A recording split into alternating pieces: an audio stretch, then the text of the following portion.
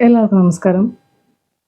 ഇന്ന് ഞാൻ സംസാരിക്കാൻ പോകുന്നത് പുരുഷാധിപത്യ സമൂഹത്തിൻ്റെ യഥാർത്ഥ ഇരകളെക്കുറിച്ചാണ്.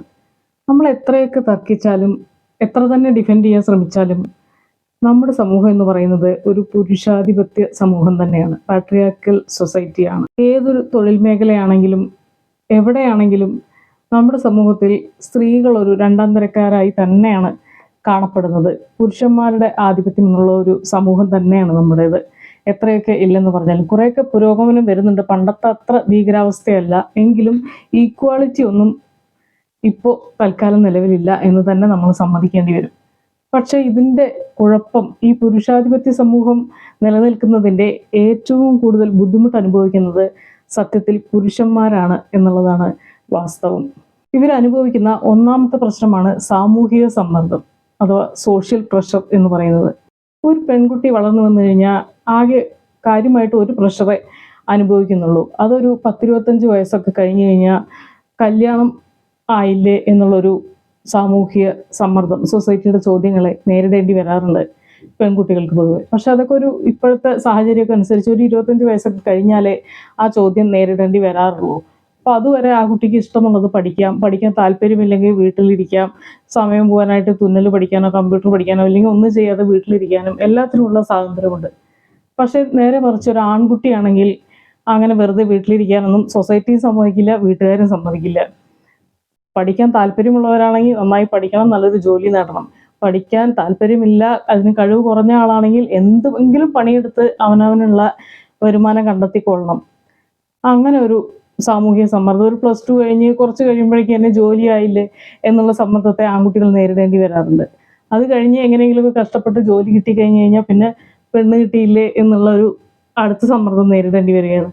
ഇപ്പോഴാണെങ്കിൽ വളരെ ബുദ്ധിമുട്ടാണ്. പെൺകുട്ടികൾ വളരെയധികം ഡിമാൻഡഡ് ആവാൻ തുടങ്ങി. അവർക്ക് സാധാരണ ചെറുപ്പക്കാരെ ഒന്നും ഇഷ്ടമാവുന്നില്ല. അവരുടെ കണ്ടീഷനൊക്കെ ഒരുപാട് വർദ്ധിച്ചു. അതുകൊണ്ട് തന്നെ ആൺകുട്ടികൾക്ക് പെണ്ണ് കിട്ടാനൊക്കെ വളരെ ബുദ്ധിമുട്ടുന്നൊരു സാഹചര്യമാണ് ഇപ്പോൾ ഉള്ളത്. അപ്പോൾ ആദ്യം ജോലി കിട്ടിയില്ലേ എന്നുള്ള സമ്മർദ്ദം, പിന്നെ പെണ്ണ് കിട്ടിയില്ലേ എന്നുള്ള സമ്മർദ്ദം, അത് കഴിഞ്ഞ് കഴിഞ്ഞാൽ പിന്നെ കുട്ടികളായില്ലെങ്കിലും അതിൻ്റെ ഏറ്റവും കൂടുതൽ ബുദ്ധിമുട്ട് അനുഭവിക്കുന്നത് ആൺകുട്ടികൾ തന്നെയാണ് എന്നാണ് എനിക്ക് തോന്നുന്നത്. പുരുഷന്മാർ തന്നെയാണ് അനുഭവിക്കുന്നത്. കാരണം നമ്മുടെ ഒരു സൊസൈറ്റിയിൽ പൊതുവെ ആണത്തം എന്ന് പറയുന്നത് കുട്ടികൾ ഉണ്ടാവുന്നതിനെ ഒക്കെ ആയിട്ട് ബന്ധപ്പെടുത്തിയാണ് പലരും സംസാരിക്കാറ്. അങ്ങനെയാണ് കരുതി വയ്ക്കുന്നത്. ആളുകളുടെ ധാരണ അങ്ങനെയാണ്. അതുകൊണ്ട് തന്നെ ഒരുപാട് സാമൂഹ്യ സമ്മർദ്ദങ്ങൾ പുരുഷന് നേരിടേണ്ടി വരാറുണ്ട്. എങ്ങനെയെങ്കിലുമൊക്കെ കഷ്ടപ്പെട്ട് പഠിച്ചൊരു ജോലി കിട്ടിയെന്ന് വെച്ച് കഴിഞ്ഞാൽ, അല്ലെങ്കിൽ ഒരു വിവാഹം കഴിച്ചെന്ന് വെച്ച് കഴിഞ്ഞാൽ പിന്നെ സ്വസ്ഥമായി അവനവൻ്റെ ഇഷ്ടത്തിന് ജീവിക്കാനൊന്നും ഈ ആൺകുട്ടികൾക്ക് കഴിയാറില്ല. അച്ഛൻ ഉണ്ടാക്കി വെച്ച കടബാധ്യതകൾ ഉണ്ടായിരിക്കും. അദ്ദേഹം സ്വന്തം കാര്യത്തിന് വേണ്ടിയല്ല, കുടുംബം നോക്കാൻ വേണ്ടി തന്നെ. ഇങ്ങനെയാണ് പുരുഷന്റെ ജീവിതം എന്ന് പറയുന്നത്. ഒരു ചങ്ങല പോലെയാണ്. ഒരാൾ അയാളുടെ കുടുംബം നോക്കാൻ വേണ്ടി കഷ്ടപ്പെട്ട് ഒരുപാട് ബാധ്യതകൾ വരുത്തി വെക്കുന്നു. അത് കഴിഞ്ഞ് അവർക്കൊരു മകനുണ്ടെങ്കിൽ അയാൾ അത് തുടർന്നു കൊണ്ടുപോകുന്നു, ആ കടം വീട്ടാൻ ശ്രമിക്കുന്നു, വീണ്ടും കടങ്ങൾ വരുത്തി വെക്കുന്നു. പിന്നെ അവർക്കൊരാൺകുട്ടി ഉണ്ടാകുമ്പോൾ വീണ്ടും അയാൾക്കും ഇത് തന്നെ തുടരുന്നു. അങ്ങനെയാണ്. പക്ഷെ പെൺകുട്ടികൾക്ക് ഈ കടബാധ്യതകളുടെ ഭാരം അധികം ഏറ്റെടുക്കേണ്ടി വരാറില്ല പൊതുവെ. ആൺകുട്ടികൾ ഇല്ലാത്ത വീടുകളാണെങ്കിൽ വേണ്ടി വരാറുണ്ട്. പക്ഷെ പൊതുവെ പെൺകുട്ടികൾ വീട്ടിൽ അച്ഛൻ്റെ കടം വീട്ടേണ്ട അധികം ഉത്തരവാദിത്തം അവർക്ക് വരാറില്ല. അത് കഴിഞ്ഞ് കല്യാണം കഴിഞ്ഞ് പോയി കഴിഞ്ഞാലും ഭർത്താവാണ് അവിടുത്തെ കാര്യങ്ങൾ നോക്കുന്നത്. അവിടുത്തെ പെങ്ങളെ കല്യാണം കഴിപ്പിക്കേണ്ടതാണെങ്കിലും വീട്ടിലെ പ്രശ്നങ്ങളാണെങ്കിലും എല്ലാം ആണുങ്ങളാണ് കൈകാര്യം ചെയ്യുന്നത്. അപ്പോൾ അവിടെയും ഒരു വലിയ പ്രശ്നം, ബില്ല് പേ ചെയ്യുന്നതിനെ പറ്റിയുള്ള ഒരു ടെൻഷൻ പെൺകുട്ടികൾക്ക് നേരിടേണ്ടി വരുന്നില്ല. സ്വന്തം വീട്ടിലാണെങ്കിലും വിവാഹം കഴിഞ്ഞു പോയ വീട്ടിലാണെങ്കിലും. പുരുഷന്മാരുണ്ടെങ്കിൽ അത് അവരുടെ തലയിൽ തന്നെയാണ്. അവരില്ലാത്ത സാഹചര്യത്തിലാണ് പെൺകുട്ടികൾക്ക് അത് ഏറ്റെടുക്കേണ്ടി വരാറുള്ളൂ. ഇനി പുരുഷാധിപത്യ സമൂഹത്തിന്റെ ഒരു രണ്ടാമത്തെ പ്രശ്നമാണ് സ്ത്രീധനം എന്ന് പറയുന്നത്. പെൺകുട്ടികളെ കല്യാണം കഴിച്ചു കൊടുക്കുമ്പോൾ ചുമ്മാ അങ്ങ് ഇറക്കി വിടാനൊന്നും പറ്റില്ല. നമ്മൾ സ്ത്രീധന നിരോധന നിയമമൊക്കെ നിലവിൽ വന്നിട്ട് ഒരുപാട് കാലമായെങ്കിലും ഇപ്പോൾ അത് സ്ത്രീധനം നിരോധിക്കപ്പെട്ടെങ്കിലും ഗിഫ്റ്റ് എന്ന രീതിയിൽ കൊടുക്കുന്നതിനെ സ്ത്രീധനമായി കാണാൻ പറ്റില്ല എന്നൊക്കെയുള്ള ലൂപ്പ് ഹോൾസ് ഒക്കെ വെച്ച് എങ്ങനെ പോയാലും കുറച്ച് സ്വർണം ഒക്കെ ഇല്ലാതെ കുറേ പേരെ വിളിച്ച് സദ്യ കൊടുക്കാതെ ഒന്നും കല്യാണം കഴിപ്പിച്ചു വിടുന്ന ഒരു പതിവ് നമ്മുടെ നാട്ടിലില്ല. പെൺകുട്ടികൾ വിവാഹത്തിന് അണിയുന്ന സ്വർണം ഉണ്ടാക്കാൻ വേണ്ടി കഷ്ടപ്പെടുന്നത് തീർച്ചയായും ആ കുട്ടിയുടെ അച്ഛനായിരിക്കും. അവിടെയും ഒരു പുരുഷനാണ് കഷ്ടപ്പെടുന്നത്. അയാളുടെ ബാധ്യതയാണ്. കല്യാണം കഴിഞ്ഞു പോകുന്ന പെൺകുട്ടിക്ക് ആ സ്വർണം എങ്ങനെ ഉണ്ടാക്കും, എങ്ങനെ വിവാഹ ചെലവ് നടത്തും, അങ്ങനെയുള്ള ടെൻഷൻ വരുന്നില്ല. അത് ആ അച്ഛൻ്റെ തലയിലാണ് വരുന്നത്.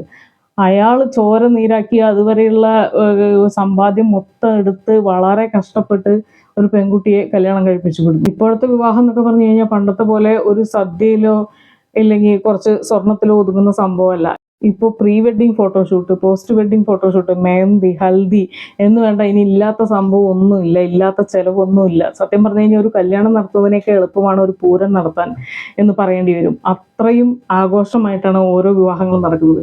നമ്മൾ ആഘോഷിക്കുന്നതിലൊന്നും തെറ്റില്ല. വിവാഹത്തെ നിങ്ങൾക്ക് എൻജോയ് ചെയ്യാൻ വേണ്ടി തന്നെയാണ് ജീവിക്കുന്നതൊക്കെ. പക്ഷെ നമ്മൾ എന്ത് ചെയ്യണമെന്ന് പറഞ്ഞു കഴിഞ്ഞാൽ നമുക്ക് അത്രയൊക്കെ എൻജോയ്മെൻറ്റ് വേണമെന്നുണ്ടെങ്കിൽ സ്വന്തമായിട്ട് നമ്മൾ കുറച്ച് കാശുണ്ടാക്കിയിട്ട് നമ്മുടെ സ്വന്തം പൈസ ഉപയോഗിച്ച് നമുക്ക് ഇങ്ങനെയുള്ള ആഘോഷങ്ങളൊക്കെ നടത്തുന്നതാണ് കുറച്ചുകൂടി നല്ലത് എന്നാണ് എനിക്ക് തോന്നുന്നത്. സ്ത്രീ പുരുഷ ഭേദമില്ലാതെ നമ്മൾ സ്വന്തമായിട്ട് സമ്പാദിക്കുക, നമ്മൾ സ്വന്തം കാലിൽ നിൽക്കണം. അതിനുശേഷം ഇങ്ങനെ ഉള്ള കാര്യങ്ങൾക്കൊക്കെ വേണ്ടി നമ്മൾ സ്വന്തമായിട്ട് പൈസ ചിലവാക്കുമ്പോൾ അത് കുറച്ചുകൂടി നന്നായിരിക്കും എന്നാണ് തോന്നുന്നത്. ഇപ്പോഴത്തെ ഒരു സാഹചര്യം വെച്ച് ഈ കുടുംബത്തിലെ ഗൃഹനാഥൻ തന്നെയാണ് ഈ എല്ലാ സംഭവങ്ങൾക്കും വേണ്ടി അന്നന്നത്തേക്കുള്ള അരിയും പഞ്ചസാരയും മേടിക്കുന്നത് തൊട്ട് ഈ mehndi, haldi, pre wedding photoshoot, post wedding, അത് കഴിഞ്ഞ് വെഡ്ഡിങ് കഴിഞ്ഞ് കഴിഞ്ഞാൽ പിന്നെയുള്ള ചടങ്ങുകൾ, പിന്നെ പ്രസവ ചെലവാണെങ്കിൽ അങ്ങനെ, അത് കഴിഞ്ഞ് കുട്ടിയുടെ നൂലുകെട്ട്, ചോറൂണ്, ഇങ്ങനെ എന്തെല്ലാം സംഭവങ്ങളുണ്ടോ അതിനെല്ലാം വേണ്ടി ഓടി തളരേണ്ടി വരുന്നത് തീർച്ചയായും ആ വീട്ടിലെ ഗൃഹനാഥനാണ്. അപ്പം അങ്ങനെയുള്ളൊരു സാഹചര്യമാണ് ഇപ്പോൾ നിലനിൽക്കുന്നത്. ഒരുപാട് സ്വർണ്ണമൊക്കെ കൊടുത്ത് നമ്മളൊരു പെൺകുട്ടീനെ വിവാഹം കഴിച്ച് വിടുമ്പോൾ അവർ ചെന്ന് ഒന്ന് സ്വർണ്ണമൊക്കെ ഒന്ന് കണ്ടും ഇട്ടുമൊക്കെ കൊതി തീരുന്നതിന് മുമ്പ് തന്നെ ഈ സ്വർണം ബാങ്ക് ലോക്കറിലെത്തും, പണയത്തിലാവും. ഈ ഭർത്താവ് കള്ളു കുടിക്കാനോ ചീട്ട് കളിക്കാനോ വേണ്ടിയൊന്നും ആയിരിക്കില്ല ഈ സ്വർണം പണയം വെക്കുന്നത്, കുടുംബം നടത്താൻ വേണ്ടി തന്നെ ആയിരിക്കും. പക്ഷെ അയാൾക്ക് പിന്നെ അതൊരിക്കലും തിരിച്ചെടുക്കാനും കഴിയില്ല. ഈ പെൺകുട്ടി പിന്നെ ആ സ്വർണം കാണുന്നുമില്ല. മരണം വരെ അയാൾ ഇതിൻ്റെ കുത്തുവാക്കുകൾ കേൾക്കേണ്ടിയും വരും. സ്വർണം പണയം വെച്ചു എന്നുള്ള കുറ്റം അയാൾ അനുഭവിക്കേണ്ടിയും വരും, അയാൾ കേൾക്കേണ്ടിയും വരും. അപ്പോൾ സത്യത്തിൽ ഈ പാട്രിയാർക്കൽ സൊസൈറ്റിയിൽ കഷ്ടപ്പെടുന്നത് പുരുഷന്മാർ തന്നെയാണ്. ഇതൊന്നും അറിയാതെയാണ് പല ആളുകളും ഫെമിനിസത്തെ എതിർക്കുന്നത്. എൻ്റെ വീഡിയോയുടെ താഴെ തന്നെ കുറേ പേര് കമൻ്റ് ഇട്ടുണ്ടായിരുന്നു ഫെമിനിസത്തിനെതിരെ വീഡിയോ ചെയ്യാമോ എന്നൊക്കെ ചോദിച്ചിട്ട്. അങ്ങനെയുള്ള അഭിപ്രായങ്ങളൊക്കെ നിങ്ങൾക്ക് വരുന്നത്, നിങ്ങളിതിനെ എതിർക്കുന്നത് സത്യത്തിൽ ഫെമിനിസത്തെക്കുറിച്ച് ശരിയായൊരു ധാരണ ഇല്ലാത്തത് കൊണ്ടാണ്. യഥാർത്ഥ ഫെമിനിസം നടപ്പിൽ വരികയാണെങ്കിൽ അതിൻ്റെ ഗുണഭോക്താക്കളാകാൻ പോകുന്നത് പുരുഷന്മാർ തന്നെയാണ്. കാരണം അപ്പോൾ സ്ത്രീകൾ എല്ലാത്തിനും ഉത്തരവാദിത്തം ഏറ്റെടുക്കും. നിങ്ങൾ ഒറ്റയ്ക്ക് ബില്ല് പേ ചെയ്യുന്നതിനെ പറ്റി, നിങ്ങൾ ഒറ്റയ്ക്ക് വീട്ടു ചെലവിനെ പറ്റിയും വീടിൻ്റെ വാടകയെ പറ്റി, കുടുംബത്തിലെ ഉത്തരവാദിത്തങ്ങളെ പറ്റിയൊക്കെ ഒറ്റയ്ക്ക് കുടുംബം എന്ന ഇൻസ്റ്റിറ്റ്യൂഷനെ നിലനിർത്താൻ വേണ്ടി സ്വയം ഉരുകിത്തീരുന്ന പുരുഷന്മാരാണ് ഇന്ന് നമ്മുടെ സമൂഹത്തിലുള്ളത്. അപ്പോൾ ഈ ഫെമിനിസം നിലവിൽ വരികയാണെങ്കിൽ നിങ്ങൾക്കത് കുറച്ചുകൂടി ഉപകാരപ്രദമായിരിക്കും. നിങ്ങളുടെ പകുതി ഭാരം ഏറ്റെടുക്കാൻ സ്ത്രീകൾ തയ്യാറാകും. ഇവിടെ പറയുന്നത് യഥാർത്ഥ ഫെമിനിസത്തെ കുറിച്ചാണ്. ഈ ചാനൽ ചർച്ചയിലൊക്കെ വന്നിരുന്ന് ആളുകൾ പറയുന്ന ഫെമിനിസം എന്ന് പറയുന്നത് എനിക്ക് തോന്നിയിട്ടുള്ളത്, ഞാൻ കണ്ടിടത്തോളം മനസ്സിലാക്കിയിട്ടുള്ളത്, അവർ ആളും തരവും ഒക്കെ നോക്കിയിട്ടാണ് ആരുടെ സൈഡ് പിടിക്കണം, എങ്ങനെയുള്ള ഫെമിനിസം വേണം എന്നൊക്കെ അവരുടെ അഭിപ്രായങ്ങൾ പറയുന്നത്. അഭിപ്രായം പലപ്പോഴും ആളും തരവും നോക്കി മാറാറുണ്ട്. അവർക്ക് വേണ്ടപ്പെട്ട ആളാണെങ്കിൽ വേറൊരു തരം അഭിപ്രായമായിരിക്കും, അവർക്ക് ഇഷ്ടമില്ലാത്ത ആളാണ് പ്രതിയെങ്കിൽ അവരുടെ അഭിപ്രായം വേറെയാണ്. അങ്ങനെയാണ് തോന്നിയിട്ടുള്ളത്. അതിൻ്റെ കാര്യമല്ല പറയുന്നത്. യഥാർത്ഥ ഫെമിനിസം നിലവിൽ വരികയാണെങ്കിൽ തീർച്ചയായും പുരുഷനും സ്ത്രീക്കും ഒരേപോലെ ഉപകാരപ്രദമായ കാര്യമായിരിക്കും. ഇപ്പം നിലവിൽ നടന്നുകൊണ്ടിരിക്കുന്നത് പുരുഷൻ കുടുംബത്തിന് വേണ്ടി നെട്ടോട്ടം ഓടുന്നു, സ്ത്രീയാണെങ്കിൽ അവരുടെ മുഴുവൻ ജീവിതവും അടുക്കളപ്പുറത്ത് തന്നെ എരിഞ്ഞടങ്ങുന്നു. അങ്ങനെയുള്ള ഒരു രണ്ടുപേരും ഹാപ്പിയല്ല. അങ്ങനെയുള്ളൊരവസ്ഥയാണ് നിലവിലുള്ളത്. ഈ അവസ്ഥ മാറണമെങ്കിൽ തീർച്ചയായും സ്ത്രീ അനുഭവിക്കുന്നത് ഒരു ബോറടിയാണ്. അവരുടെ ജീവിതകാലം മൊത്തം രാവിലെ എന്തുണ്ടാക്കണം, ഉച്ചയ്ക്ക് എന്തുണ്ടാക്കണം, രാത്രി എന്തുണ്ടാക്കണം, ഈ ഭക്ഷണം ഉണ്ടാക്കുക, വീട് വൃത്തിയാക്കുക എന്നുള്ള ഒരു പണിയിലപ്പുറം അവർക്ക് ജീവിതത്തിൽ വലിയ കാര്യങ്ങളൊന്നും നടക്കുന്നില്ല. അവർക്ക് എന്തെങ്കിലും സ്വന്തം ഇഷ്ടത്തിന് എന്തെങ്കിലുമൊക്കെ ചെയ്യണമെന്നുണ്ടെങ്കിൽ അവരുടെ അടുത്ത് സാമ്പത്തികം ഉണ്ടായിരിക്കില്ല. സാമ്പത്തികം ഉണ്ടാക്കാൻ പോയി കഴിഞ്ഞാൽ വീട്ടിലെ കാര്യങ്ങൾ അവതാളത്തിലാവും. രണ്ടും കൂടി ഒരുമിച്ച് കൊണ്ടുപോകുക എന്ന് പറഞ്ഞു കഴിഞ്ഞാൽ ചത്ത് പണിയെടുക്കേണ്ടി വരും. രാവിലെ കോഴി കൂകുന്നതിന് മുമ്പേ അവർ എണീറ്റ് വീട്ടിലെ പണികൾ മൊത്തം ഒരുക്കി ഭർത്താവിനും കുട്ടികൾക്കുള്ള ലഞ്ച് ബോക്സ് എല്ലാം തയ്യാറാക്കി പിന്നെ അവരുടെ റെഡിയാവലും കഴിഞ്ഞ് അവർ ബസ് പിടിച്ച് ഓടി എങ്ങനെയെങ്കിലുമൊക്കെ ജോലി സ്ഥലത്തെത്തുന്നു. അത് കഴിഞ്ഞ് വൈകുന്നേരം തിരിച്ചു വന്നു കഴിഞ്ഞാൽ അവർക്ക് വിശ്രമമൊന്നുമില്ല. വീണ്ടും വീട്ടിലെ പണികളും വീട് ക്ലീനിങ് അങ്ങനെയുള്ള കുക്കിംഗ്, ക്ലീനിങ്, ഈ പരിപാടികളെല്ലാം കഴിഞ്ഞ് കിടക്കുമ്പോഴേക്കും രാത്രിയാവും. അത് കഴിഞ്ഞ് പിറ്റേ ദിവസം രാവിലെ ആകുമ്പോഴേക്കും വീണ്ടും ഓടേണ്ടി വരും. അങ്ങനെ ഒരു വല്ലാത്ത യന്ത്രം പോലെ ജീവിക്കേണ്ടി വരുന്ന അവസ്ഥയാണ് ഉണ്ടാവുക. അതുകൊണ്ടാണ് പല സ്ത്രീകളും ജോലിക്ക് പോകാനും തയ്യാറാകാത്തത്. ഇങ്ങനെയുള്ള ഒരു സ്ത്രീകളുടെ ജീവിതം എന്ന് പറയുന്നത് വീട്ടുപണിയെടുക്കാനും പുരുഷന്റെ ജീവിതം എന്ന് പറയുന്നത് കുടുംബത്തിന്റെ ഭാരം ചുമക്കാനും, അങ്ങനെയുള്ള രണ്ടുപേരും ഹാപ്പി അല്ലാത്തൊരവസ്ഥയാണ് ഇപ്പൊ നിലവിലുള്ളത്. ഇതിന് മാറ്റം വരണമെങ്കിൽ തീർച്ചയായും സ്ത്രീകൾ തന്നെ വിചാരിക്കണം. സ്ത്രീകളൊന്ന് മനസ്സ് വെച്ച് കഴിഞ്ഞാൽ ഈ കാര്യങ്ങളിലൊക്കെ നല്ല മാറ്റം വരുത്താൻ കഴിയും. തനിക്കൊരു ഫിനാൻഷ്യൽ ഇൻഡിപെൻഡൻസി ആയ ശേഷം മാത്രമേ, സ്വയം പര്യാപ്തത കൈവന്നതിന് ശേഷം മാത്രമേ വിവാഹത്തെക്കുറിച്ച് ചിന്തിക്കുകയുള്ളൂ എന്ന് സ്ത്രീകൾ ഒരു തീരുമാനമെടുക്കണം. പഠിക്കാൻ കഴിവുള്ള കുട്ടികളാണെങ്കിൽ നന്നായി പഠിക്കുക, എങ്ങനെയെങ്കിലും ഒരു ജോലി സമ്പാദിച്ചെടുക്കുക. അതിന് ആവശ്യത്തിന് പൈസ കയ്യിലായി, തൻ്റെ കാര്യങ്ങൾക്കുള്ള കാശ് തൻ്റെ കയ്യിലുണ്ട്, ഒരു കുടുംബം നടത്തിക്കൊണ്ടുപോകാൻ എനിക്കും കോൺട്രിബ്യൂട്ട് ചെയ്യാൻ പറ്റും എന്നുള്ളൊരു രീതിയിൽ നിങ്ങളാവുമ്പോൾ, അത്രയും സാമ്പത്തികത്തിൽ നിങ്ങൾ എത്തുമ്പോൾ മാത്രം ഒരു വിവാഹത്തെക്കുറിച്ച് ചിന്തിക്കുക. ഇനി അഥവാ പഠിക്കാൻ കഴിവില്ലാത്ത കുട്ടികളാണെങ്കിൽ വേറെ എന്തെല്ലാം കാര്യങ്ങളുണ്ട്. നിങ്ങൾക്ക് സ്കില്ലാണ് ഇപ്പോൾ പ്രധാനം, അല്ലാതെ നിങ്ങൾ എത്ര സർട്ടിഫിക്കറ്റുകളുണ്ട്, ആ സർട്ടിഫിക്കറ്റിൽ എത്ര മാർക്ക് ഉണ്ട് എന്നുള്ളതൊന്നും അല്ല ഇപ്പോഴത്തെ കാര്യം. നിങ്ങൾക്ക് എന്താണോ കഴിവുള്ളത് ആ കഴിവിനെ വികസിപ്പിച്ചെടുക്കുക, അതൊന്ന് എങ്ങനെ വരുമാന മാർഗമാക്കി മാറ്റാൻ കഴിയും എന്ന് ചിന്തിക്കുക. തീർച്ചയായും നമുക്ക് നമ്മുടെ മനസ്സിൽ രക്ഷപ്പെടണം എന്നൊരു ചിന്തയുണ്ടെങ്കിൽ, സാമ്പത്തികമായി മെച്ചപ്പെടണം എന്നൊരു ചിന്തയുണ്ടെങ്കിൽ അതിനുള്ള വഴികൾ നമ്മൾ തന്നെ കണ്ടെത്തും. നിങ്ങൾക്ക് എല്ലാവർക്കും പഠിക്കാൻ കഴിവുണ്ടാവണമെന്നൊന്നുമില്ല. നിങ്ങൾക്ക് എന്തിലാണോ കഴിവുള്ളത് അതിനെ വികസിപ്പിച്ചെടുത്ത് അതിനെ വരുമാന മാർഗമാക്കി മാറ്റാൻ നോക്കുക. സാമ്പത്തികമായി ഒന്ന് മെച്ചപ്പെട്ട ശേഷം മാത്രം കുടുംബ ചെലവുകളിലും എല്ലാ കാര്യങ്ങളിലും എനിക്ക് കോൺട്രിബ്യൂട്ട് ചെയ്യാൻ പറ്റും എന്നൊരു നില വന്നതിന് ശേഷം മാത്രം വിവാഹത്തിലേക്ക് കിടക്കുക. ഇനി ഈ വിവാഹം എന്ന് പറയുന്നത് നിങ്ങൾ ഒരുപാട് ഇഷ്ടപ്പെടുന്ന സംഭവമാണ്, ഇങ്ങനെയുള്ള ആഘോഷങ്ങളൊക്കെ എങ്കിൽ തീർച്ചയായും നിങ്ങൾക്ക് അതിനുള്ള പൈസ കരുതി വെച്ച ശേഷം മാത്രം വിവാഹത്തിലേക്ക് കിടക്കാം. അങ്ങനെയല്ല, അതിന് താല്പര്യമില്ല, സൊസൈറ്റിക്ക് വേണ്ടിയിട്ടാണ് അങ്ങനെയൊക്കെ ചെയ്യുന്നതെങ്കിൽ തീർച്ചയായും നിങ്ങൾക്ക് ആഘോഷമൊന്നും ഇല്ലാതെ നമുക്ക് വേണ്ടപ്പെട്ട ആളുകളെ മാത്രം വിളിച്ച്, വരൻ്റെയും വധുവിൻ്റെയും വേണ്ടപ്പെട്ട ആളുകൾ മാത്രം, സുഹൃത്തുക്കളും വീട്ടുകാരും മാത്രമായിട്ട് ലഘുവായ ഒരു ചടങ്ങായിട്ട് വിവാഹമൊക്കെ നടത്തുന്ന രീതിയിലേക്ക് നമ്മൾ മാറണം. ഒരുപാട് ആഘോഷം നടത്തി നമുക്ക് യാതൊരു പരിചയമില്ലാത്ത എവിടെയൊക്കെ വളഞ്ഞു പുളഞ്ഞ ബന്ധത്തിലുള്ള ആളുകളെയൊക്കെ വിളിച്ച് വലിയ സദ്യയൊക്കെ കൊടുത്ത്, എന്നിട്ട് എന്താണ് ഉണ്ടാകുന്നത്, അവർ അതിനെന്തെങ്കിലുമൊക്കെ ഉപ്പില്ല മുളകില്ല അങ്ങനെയുള്ള കുറ്റവും കുറവൊക്കെ പറഞ്ഞ് എന്തെങ്കിലുമൊക്കെ പറഞ്ഞ് പോവാന്നല്ലാതെ ആരാണ് സത്യത്തിലൊരു വിവാഹത്തിന് പോയി വധൂവരന്മാരെയൊക്കെ നന്നായി അനുഗ്രഹിച്ചിട്ട് മനസ്സ് നിറഞ്ഞൊക്കെ പോകുന്ന ബന്ധുക്കള് ഞാൻ ഒരുപാടൊന്നും കണ്ടിട്ടില്ല. അപ്പോൾ പിന്നെ ഒരുപാട് ആളുകളെ വിളിക്കാത്തതിൻ്റെ വേറൊരു ഗുണമെന്ന് പറഞ്ഞു കഴിഞ്ഞാൽ, ഈ ആളുകളെ കാണിക്കാൻ വേണ്ടിയിട്ടാണ് നമ്മൾ ഒരുപാട് സ്വർണ്ണമൊക്കെ അണിഞ്ഞ് വിവാഹത്തിന് തയ്യാറാവുന്നത്. ആളുകളെ കാണിക്കുക എന്നുള്ളൊരു ലക്ഷ്യമാണ് അതിലുള്ളത്. ബന്ധുക്കളുടെ മുമ്പിൽ മോശമായി പോയാലോ എന്നൊക്കെ കരുതിയാണ് അച്ഛനും അമ്മയൊക്കെ ഒരുപാട് സ്വർണ്ണം എടുപ്പിക്കാനൊക്കെ ശ്രമിക്കുന്നത് മക്കളെ, അതിനുവേണ്ടി കഷ്ടപ്പെടുന്നതും ഇല്ലാത്ത ബാധ്യതകളൊക്കെ വരുത്തി വയ്ക്കുന്നതൊക്കെ. അപ്പോൾ നമ്മൾ കുറച്ചാളുകളെ മാത്രം വിളിച്ച്, വേണ്ടപ്പെട്ടവരെ മാത്രം വിളിച്ച് ലഘുവായിട്ടാണ് നമ്മൾ വിവാഹമൊക്കെ നടത്തുന്നതെങ്കിൽ നമുക്ക് ഈ ആളുകളെ കാണിക്കുക എന്നുള്ള ഒരു പ്രശ്നം അവിടെ വരുന്നില്ല. അപ്പോൾ നമ്മൾ അതിനനുസരിച്ച് എല്ലാ കാര്യത്തിലും നമ്മുടെ ചിലവ് കുറയും. പിന്നെ നമ്മൾ സ്വയം പര്യാപ്തത നേടിയതിന് ശേഷം മാത്രമാണ് വിവാഹം കഴിക്കാൻ തയ്യാറാവുന്നതെങ്കിൽ അതുകൊണ്ട് വേറെയും ഗുണങ്ങളുണ്ട്.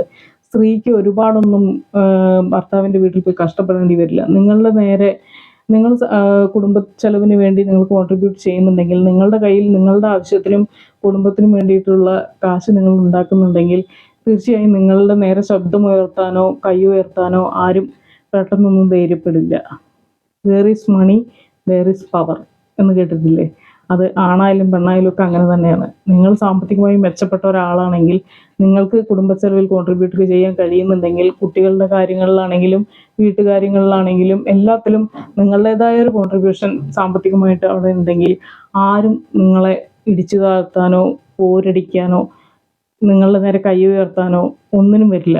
കുറേയൊക്കെ നമ്മുടെ സമൂഹത്തിൽ മാറ്റം വരുത്താൻ ഇതിലൂടെ കഴിയും. പിന്നെ നമ്മൾ വളരെ ലഘുവായിട്ടാണ്, കുറച്ചാളുകളെ മാത്രം വിളിച്ചിട്ടാണ് വിവാഹം നടത്തുന്നതെങ്കിൽ നമുക്ക് വലിയൊരു ടെൻഷനും ഗിൽറ്റ് ഫീലിംഗ് ഒന്നും ഉണ്ടായിരിക്കില്ല. നമുക്ക് ഇതെങ്ങാനും ഒന്നിച്ച് പോകാൻ കഴിയില്ല എന്ന് തോന്നിക്കഴിഞ്ഞാൽ, ഇത് മുന്നോട്ട് പോവില്ല എന്ന് തോന്നിക്കഴിഞ്ഞാൽ ആ ബന്ധം വേണ്ടെന്ന് വെക്കാനോ തിരിച്ച് അതിൽ നിന്ന് ഇറങ്ങി വരണോ നമുക്ക് വലിയൊരു ഗിൽറ്റ് ഫീലിംഗ് ഒന്നും തോന്നില്ല. പക്ഷെ നമ്മളിത് വലിയൊരു അമ്പ് പെരുന്നാൾ പോലെയാണ് നമ്മൾ വിവാഹമൊക്കെ നടത്തിയിരുന്നെങ്കിൽ പെൺകുട്ടികൾ പിന്നെ എങ്ങനെയെങ്കിലൊക്കെ അവിടെ പിടിച്ചു നിൽക്കാൻ നോക്കും. അപ്പം തന്നെ അത് വിട്ടു വരാനുള്ളൊരു ധൈര്യം അവർക്ക് കിട്ടില്ല. എത്ര തന്നെ പ്രശ്നമുള്ള സ്ഥലത്തേക്കാണ് അവർ ചെന്നിരിക്കുന്നത് എന്ന് മനസ്സിലായി കഴിഞ്ഞാലും പെട്ടെന്ന് അവിടെ നിന്ന് ഇറങ്ങിപ്പോരാൻ ബുദ്ധിമുട്ടായിരിക്കും. പക്ഷെ നമ്മളിത് വളരെ സാധാരണ ഒരു സംഭവം പോലെയാണ് നമ്മൾ വിവാഹം നടത്തുന്നതെങ്കിൽ, നമുക്ക് പ്രശ്നമാണ് എന്ന് തോന്നിക്കഴിഞ്ഞാൽ, അവിടെ നിൽക്കാൻ ബുദ്ധിമുട്ടാണെന്ന് തോന്നിക്കഴിഞ്ഞാൽ അവിടെ നിന്ന് ഇറങ്ങാൻ നമുക്ക് വലിയ ബുദ്ധിമുട്ടുണ്ടായിരിക്കില്ല. ആത്മഹത്യയിലും കൊലപാതകത്തിലേക്കും ഒന്നും എത്താതെ തന്നെ നമുക്ക് നമ്മുടെ തടി രക്ഷിക്കാൻ കഴിയും. അങ്ങനെ വലിയ സാമൂഹ്യ സമ്മർദ്ദങ്ങളില്ലെങ്കിൽ നമ്മുടെ സമൂഹത്തിൻ്റെ ഭാവി എന്ന് പറയുന്നത് വളർന്നു വരുന്ന പെൺകുട്ടികളുടെ കയ്യിലാണ്. പെട്ടെന്ന് തന്നെ വിവാഹം കഴിച്ച് സെറ്റിലാവുന്നതിനെ പറ്റി ചിന്തിക്കുന്നതിന് പകരം പഠിക്കുന്ന സമയത്ത് നന്നായി പഠിക്കുക, എങ്ങനെയെങ്കിലും ഒരു വരുമാന മാർഗം കണ്ടെത്താൻ ശ്രമിക്കുക, അതിനുശേഷം മാത്രം വിവാഹത്തെക്കുറിച്ച് ചിന്തിക്കുക. എല്ലാ കാര്യങ്ങളിലും ഈക്വലായി പാർട്ടിസിപ്പേറ്റ് ചെയ്യാൻ നിങ്ങൾക്ക് കഴിയട്ടെ. എല്ലാത്തിലും കുടുംബത്തിൻ്റെ ഉത്തരവാദിത്വം ഒരുമിച്ച് ഏറ്റെടുക്കുക. അല്ലാതെ 3 നേരം ചോറും കറിയും വെക്കലും മാത്രമാണ് എൻ്റെ ജോലി, കുട്ടികളെ നന്നായി വളർത്തൽ മാത്രമാണ് എൻ്റെ ജോലി എന്നുള്ള രീതിയിലേക്ക് ഒതുങ്ങാതിരിക്കുക. നമ്മളെ ആരും കൈപിടിച്ച് ഉയർത്താനൊന്നും വരില്ല, നമ്മൾ സ്വയം ഉയരണം. വീട്ടു ചെലവുകളിൽ ഭാഗഭാക്കാവാൻ നമുക്ക് കഴിയണം. എങ്ങനെയൊക്കെയാണോ ഒരു പുരുഷൻ കുടുംബം നോക്കാൻ എന്തെല്ലാം അയാൾക്ക് ചെയ്യേണ്ടി വരുന്നുണ്ട്, അതിൻ്റെ എല്ലാം ഒരു ഭാഗം ഏറ്റെടുക്കാൻ നമ്മളും തയ്യാറാവണം. അപ്പോൾ ഒരിക്കലും നമ്മളെ ഇടിച്ചു താഴ്ത്താനോ നമുക്ക് നേരെ കൈ ഉയർത്താനോ ഓഫീസിലെ ഫ്രസ്ട്രേഷനും വേറെ ആരോടെങ്കിലുമൊക്കെ ഉള്ള ദേഷ്യം തീർക്കാൻ നമ്മളെ അടിക്കുന്ന ഒരു രീതിയിലേക്ക് അങ്ങനെയുള്ള പ്രശ്നങ്ങളൊക്കെ നമ്മുടെ ജീവിതത്തിൽ ഒരുപാട് കുറയും. ബഹുമാനം എന്ന് പറയുന്നത് നമുക്ക് ചോദിച്ചു മേടിക്കാനൊന്നും കഴിയില്ല. നമ്മുടെ പ്രവൃത്തികളിലൂടെ നമുക്ക് ബഹുമാനം കിട്ടും, നമ്മൾ ഈക്വലായി പരിഗണിക്കപ്പെടും. അതിനുള്ള രീതിയിലേക്ക് നമ്മൾ ഉയരണം. അല്ലാതെ എനിക്ക് ഈക്വാളിറ്റി വേണം, എന്നെ ഈക്വലായി പരിഗണിക്കണം എന്നൊക്കെ പറഞ്ഞ് നമ്മൾ 10-1 മാത്രം കാര്യങ്ങളെ നമ്മൾ ചെയ്യുന്നുണ്ടെങ്കിൽ നമ്മളെ ആരും ഈക്വലായി പരിഗണിക്കില്ല. നമ്മൾ ഈക്വലായി പരിഗണിക്കേണ്ട രീതിയിലേക്ക് നമ്മൾ ഉയരണം. അപ്പം അതിനനുസരിച്ചുള്ള ബഹുമാനവും നമുക്ക്